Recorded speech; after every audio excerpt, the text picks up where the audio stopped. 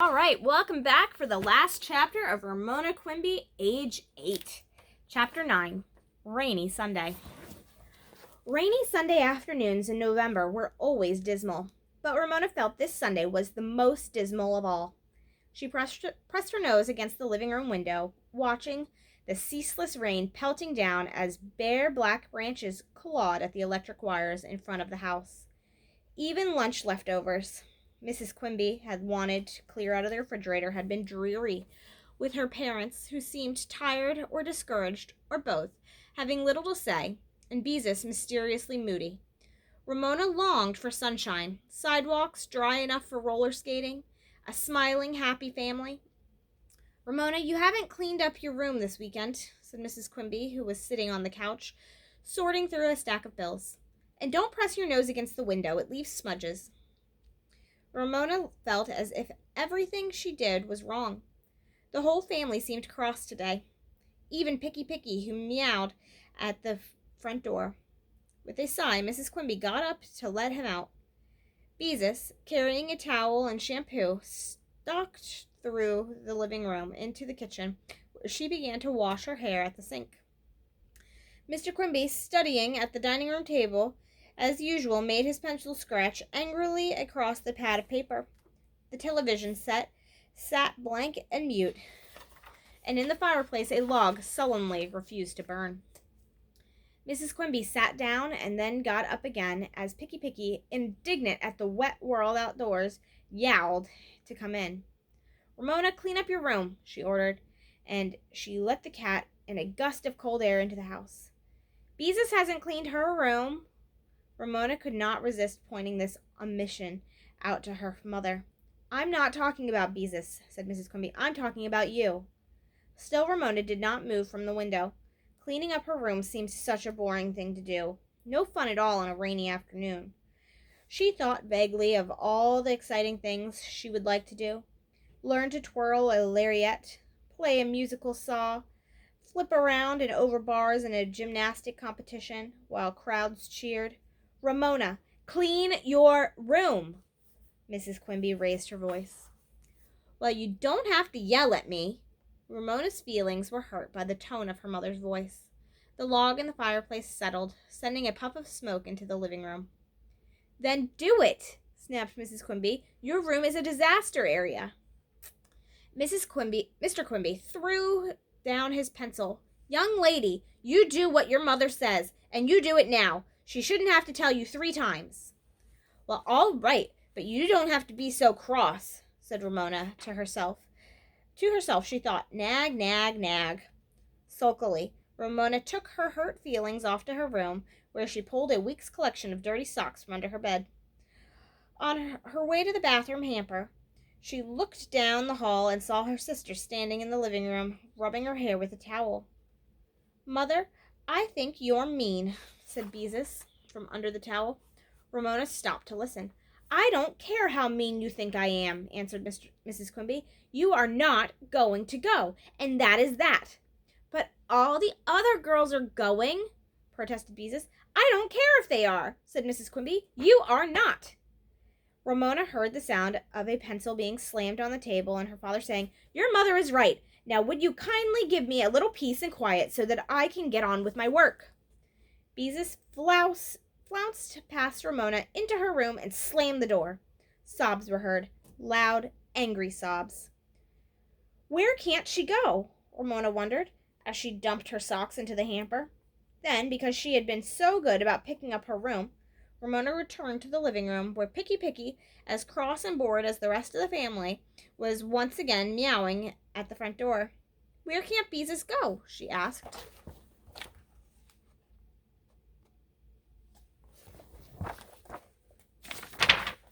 Mrs. Quimby opened the front door, and when Picky hesitated, vexed by the cold wind that swept into the room, assisted him out with her toe. "She can't sleep over at Mary Jane's house with a bunch of girls from her class." A year ago, Ramona would have agreed with her mother so that her mother would love her more than Beezus. But this year she knew that she too might want to spend the night at someone's house someday.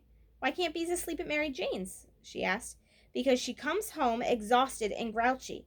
Mrs. Quimby stood by the door, waiting.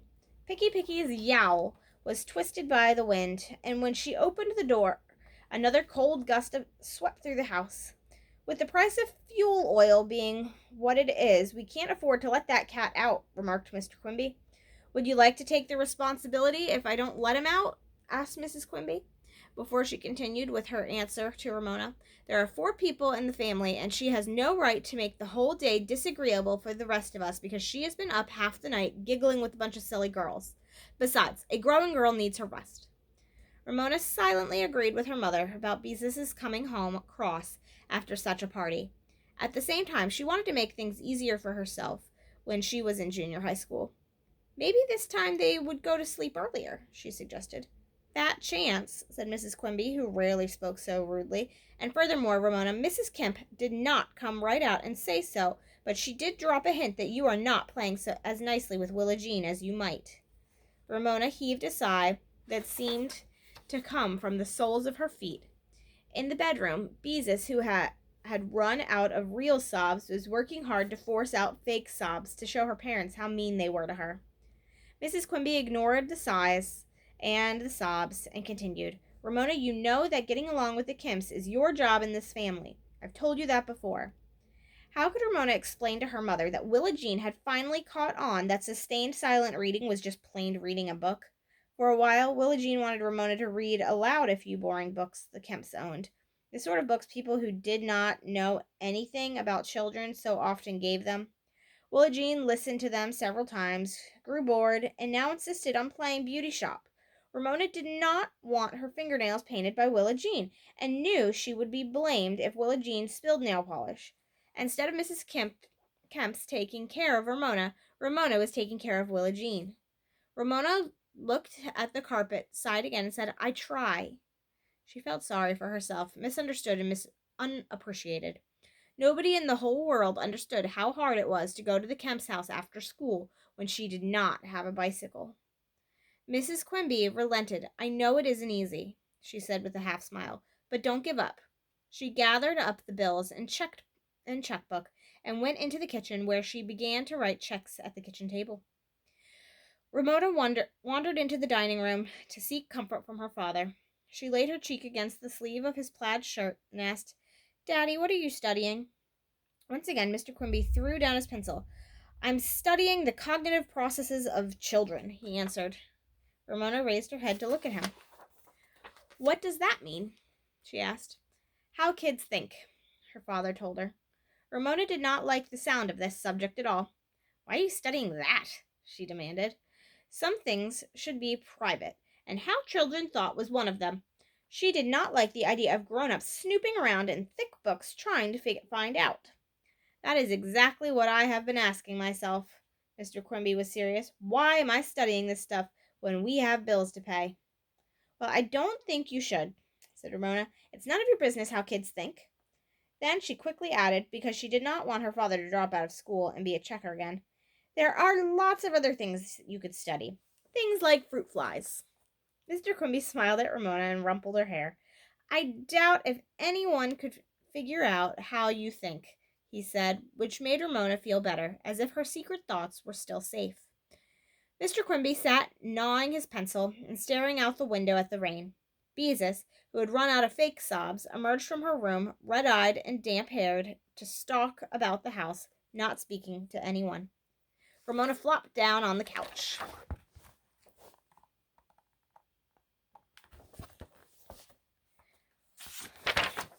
She hated rainy Sundays, especially this one, and longed for Monday, when she could escape to school. The Quimby's house seemed to have grown smaller during the day until it was no longer big enough to hold her family and all its problems. She tried not to think of the half-overheard conversations of her parents after the girls had gone to bed, grown-up talk about that Ramona understood just enough to know her parents were concerned about their future. Ramona had deep secret worries of her own. She worried that her father might accidentally be locked in the frozen food warehouse where it was so cold it sometimes snowed indoors. That if he was filling a big order and the men who were lucky enough to get smaller orders to fill left work ahead of him and forgot and locked the warehouse and he couldn't get out and froze to death. Of course, that wouldn't happen, But it might, insisted a tiny voice in the back of her mind. Don't be silly, she told the little voice. Yes, but, began the little voice. And despite the worry that would not go away, Ramona wanted her father to go on working so he could stay in school and someday get a job he liked. While Ramona worried, the house was silent except for the sound of the rain and the scratch of her father's pencil. The smoking logs settled in the fireplace, sending up a few feeble sparks. The day grew darker. Ramona was beginning to feel hungry, but there was no comfortable bustle of cooking in the kitchen. Suddenly, Mr. Quimby slammed shut his book and threw down his pencil so hard it bounced onto the floor. Ramona sat up. Now what was wrong? Come on, everybody, said her father. Get cleaned up. Let's stop this grumping around. We are going out for dinner, and we are going to smile and be pleasant if it kills us. That's an order. The girls stared at their father and then at one another. What was going on? They had not gone out to dinner for months, so how could they afford to go now? To the Whopper-Burger. To the Whopper-Burger? Asked Ramona. Sure, said Mr. Quimby, who appeared cheerful for the first time that day. Why not? The sky's the limit. Mrs. Quimby came into the living room with a handful of stamped envelopes. But Bob, she began. Now, don't worry, her husband said. We'll manage. During Thanksgiving, I'll be putting in more hours in the warehouse and getting more overtime. There's no reason why we can't have a treat once in a while. And the Whopper-Burger isn't exactly your 4-star gourmet restaurant. Ramona was afraid her mother might give a lecture on the evils of junk food, but she did not. Gloom and anger were forgotten. Clothes were changed, hair combed, Picky was shut in the basement, and the family was on its way in the old car with the new transmission that never balked at backing down the driveway. Off the Quimbys sped to the nearest Whopper-Burger, where they discovered other families must have wanted to get out of the house on a rainy day, for the restaurant was crowded, and they had to wait for a table. There were enough chairs for the grown-ups and Beezus, but Ramona, who had the youngest legs, had to stand up. She amused herself by punching the buttons on the cigarette machine in time for the muzak, which was playing, Tie a Yellow Ribbon Round the Old Oak Tree. She even danced a little to the music, and when the tune came to an end, she turned around and found herself face to face with an old man with neatly trimmed gray hair and a mustache that turned up at the ends. He was dressed as if everything he wore, a flowered shirt, striped tie, tweed coat, and plaid slacks, had come from different stores or from a rummage sale, except for the crease in his trousers was sharp and his shoes were shined. The old man, whose back was very straight, saluted Ramona as if she were a soldier and said, Well, young lady, have you been good to your mother? Ramona was stunned. She felt her face turn red to the tips of her ears. She did not know how to answer such a question. Had she been good to her mother? Well, not always. But why was this stranger asking? It was none of his business. He had no right to ask such a question. Ramona looked at her parents for help and discovered they were waiting with amusement for her answer. So were the rest of the people who were waiting for tables. Ramona scowled at the man. She did not have an answer for him if she did not want to. The hostess saved Ramona by calling out, Quimby, party of 4, and leading the family to a plastic upholstered booth. Why didn't you answer the man? Beezus was as amused as everyone else. I'm not supposed to talk to strangers, was Ramona's dignified answer. But Mommy and Daddy are with us, Beezus pointed out rather meanly, Ramona thought. Remember, said Mr. Quimby as he opened his menu, we are all going to smile and enjoy ourselves if it kills us. As Ramona picked up her menu, she was still seething inside. Maybe she hadn't always been good to her mother, but that man had no right to pry. When she discovered he was seated in a single booth across the aisle, she gave him an indignant look, which he answered with a merry wink. So he had been teasing. Well, Ramona didn't like it. When Ramona opened her menu, she made an exciting discovery. She no longer had to depend on colored pictures for hamburgers, French fries, chili, and steak to help her make up her mind. She could now read what was offered. She studied carefully, and when she came to the bottom of the menu, she read the dreaded words, "Child's plate for children under 12." Then came the list of choices: fish sticks, chicken drumsticks, hot dogs. None of them to Ramona. Food was a treat. They were food for a school cafeteria. "Daddy," Ramona whispered, "do I have to have a child's plate?" "Not if you don't want to." Her father's smile was understanding. Ramona ordered the smallest adult item on the menu. Whopper Burger was noted for fast service, and in a few minutes the waitress set down the Quimby's dinners: a hamburger and French fries for Ramona, a cheeseburger and French fries for Beezus, and her mother, and hamburgers with chili for her father. Ramona bit into her hamburger. Bliss. Warm, soft, juicy, tart with relish. Juice dribbled down her chin. She noticed her mother start to say something and change her mind. Ramona caught the dribble with her paper napkin before it reached her collar. The French fries, crisp on the outside, mealy on the inside, tasted better than anything Ramona had ever eaten. The family ate in companionable silence for a few moments until the edge was taken off their hunger. A little change once in a while does make a difference, said Mrs. Quimby. It does us all good, especially after the way Ramona stopped herself from finishing after the way Beezus acted this afternoon. Instead, she sat up straight and smiled.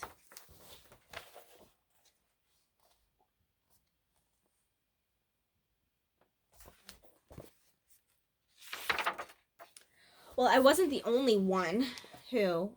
Beezus also stopped in mid-sentence and smiled. The parents looked stern, but they managed to smile. Suddenly, everyone relaxed and laughed. The old man, Ramona noticed, was eating a steak. She wished her father could afford a steak. As much as she enjoyed her hamburger, Ramona was unable to finish. It was too much. She was happy when her mother did not say, "Someone's eyes are bigger than her stomach." Her father, without commenting on the unfinished hamburger, included her in the orders of apple pie with hot cinnamon sauce and ice cream.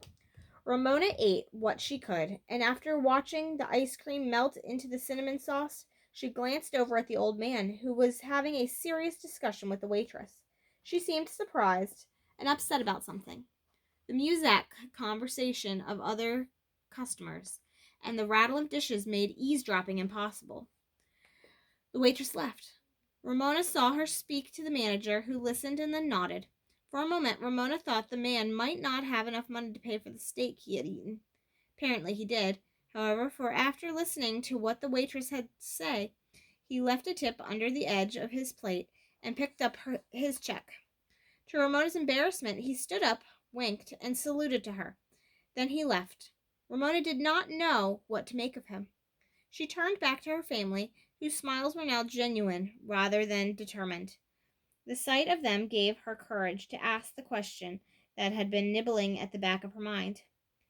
"Daddy, you aren't going to be a college dropout, are you?"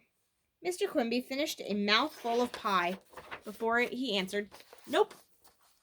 Ramona wanted to make sure. "And you won't ever be a checker and come home cross again?" "Well," said her father, "I can't promise I won't come home cross.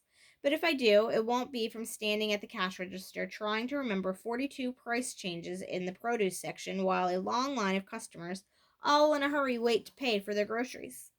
Ramona was reassured. When the waitress descended on the Quimbys to offer the grown-ups a second cup of coffee, Mr. Quimby said, "Check, please." The waitress looked embarrassed. "Well, she hesitated. "This has never happened before, but your meals have already been paid for."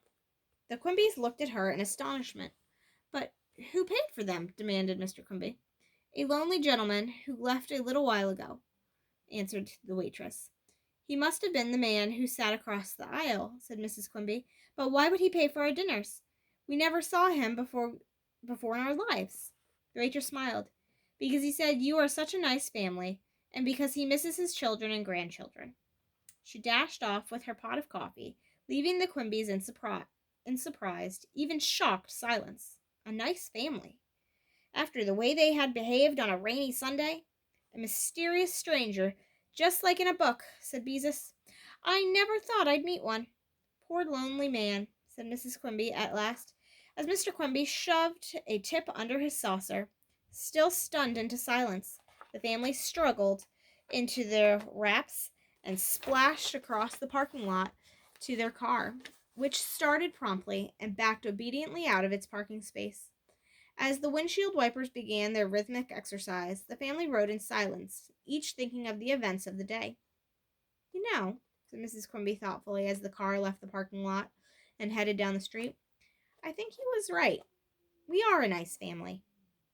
Not all the time, said Ramona, as usual, demanding accuracy. Nobody is nice all the time, answered her father. Or, if they are boring. Not even your parents are nice all the time, added Mrs. Quimby. Ramona secretly agreed, but she had not expected her parents to admit it. Deep down inside, she felt she herself was nice all the time, but sometimes on the outside, her niceness sort of, curdled. Then people did not understand how nice she really was. Maybe other people curdled too.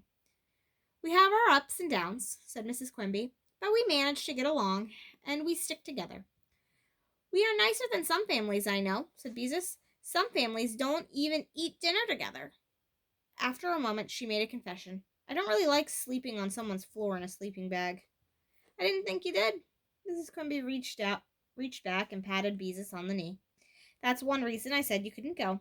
You didn't want to go. You didn't want to admit it. Ramona snuggled inside her car coat, feeling cozy, enclosed in the car with the heater, breathing warm air on her nice family. She was a member of a nice, sticking-together family, and she was old enough to be demanded upon, so she could ignore, or at least try to ignore, a lot of things. Willa Jean. She would try reading her sustained silent reading books aloud because Willa Jean was old enough to understand most of them. That should work for a little while. Mrs. Whaley. Some things were nice about her and some were not. Ramona could get along. That man paying for our dinner was sort of like a happy ending, remarked Beezus, as the family, snug in their car, drove through the rain and the dark toward Klickitat Street. A happy ending for today, corrected Ramona. Tomorrow, they would begin all over again. And that is the end of Ramona Quimby, age 8. I hope you enjoyed the book.